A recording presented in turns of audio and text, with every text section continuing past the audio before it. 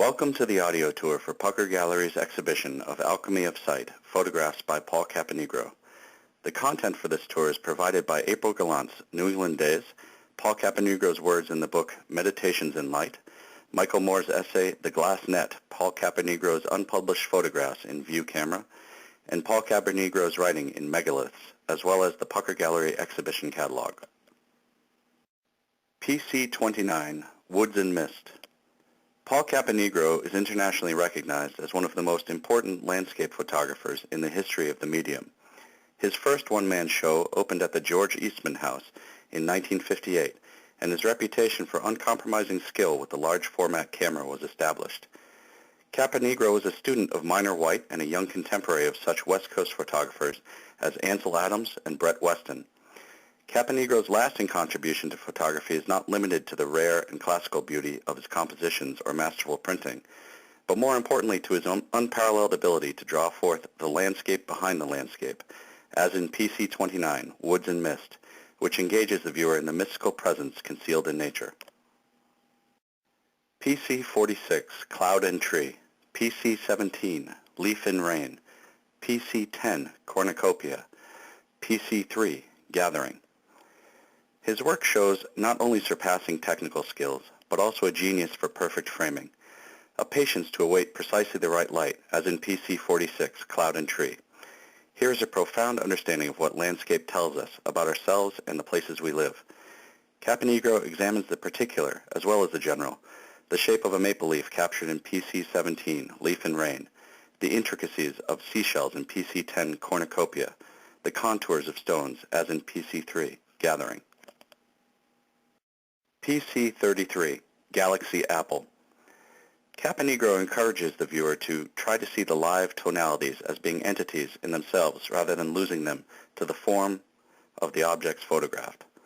The subjects in the photographs are not necessarily the tones reflecting from the paper print. They simply occupy the same space within the emulsion.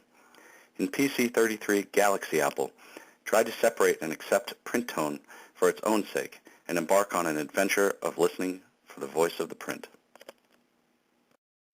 PC 1, Crypt, Montomjeur Abbey, Southern France. Caponigro teaches that, along with the inner attitude, the art of waiting needs to be cultivated. Silence is a tool of the intuitive realm, the vehicle of inspiration, just as readiness is the vehicle of physical technique. Standing in readiness for any possibility allows recognition of outer conditions that might serve one's deeper intent. Recording the light of the outer subject can be linked with gaining access to one's inner light, as in PC 1, Crypt, Montomjeur Abbey, Southern France. PC 40, Haisan Temple, Kyoto, Japan. Acclaimed for his spiritually moving images of Stonehenge and other Celtic megaliths of England and Ireland, Caponigro has also photographed the temples, shrines, and sacred gardens of Japan, as in PC 40, Haisan Temple, Kyoto, Japan. In addition, he inspires viewers with glimpses of deep, mystical woodland of his New England haunts. PC 36, Artist's Palette, PC 34, Pear. Caponigro is master of capturing the stark beauty and awesome grandeur of the Southwest, yet just as skilled in capturing the intimate beauty of a piece of fruit. Whatever his subject, his work celebrates nature's dualities, its majestic splendor, and its intricate details, as in PC 36, Artist's Palette from Death Valley, California, to PC 34, Pear, from his time living in New York City.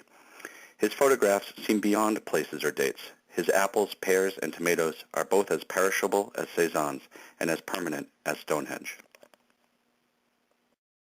PC 42, Stonehenge with Moon. Caponigro continually strives to, in his own words, commune with the intangibles of life. Though his communication with these intangibles leads to almost supernatural finished products, he acknowledges, as I continued my work, I found myself controlling inclinations to over-dramatize the photographs.